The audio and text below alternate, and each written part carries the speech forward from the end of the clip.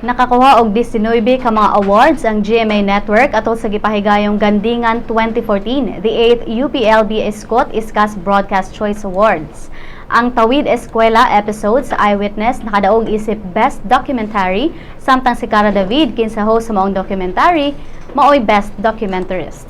Ang programang Wish Ko Lang nakakuha sa Best Public Service Program Award, samtang ang host niini nga si Vicky Morales nakakuha sa Best Public Service Program Host Award.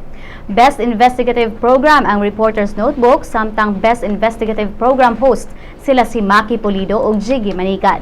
Best Morning Show ang unang hirit, samtang Best Morning Show host si Arnold Clavio.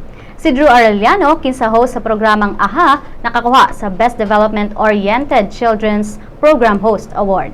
Ang Born to Be Wild nila ni Nielsen Donato ug Dr. Ferds Resio mao'y Best Environmental Program ug Gandingan ng Kalikasan. Best Youth-Oriented Program ang I Wonder, samtang Best Youth-Oriented Program host sila si Susan Enriquez ug Cesar Apolinario. Best Women-Oriented Program ang Investigative Documentaries, samtang Best Women-Oriented Program host si Malu Mangahas. Ang Gandingan Awards giorganiza sa UP Community Broadcaster Society sa University of the Philippines, Los Baños.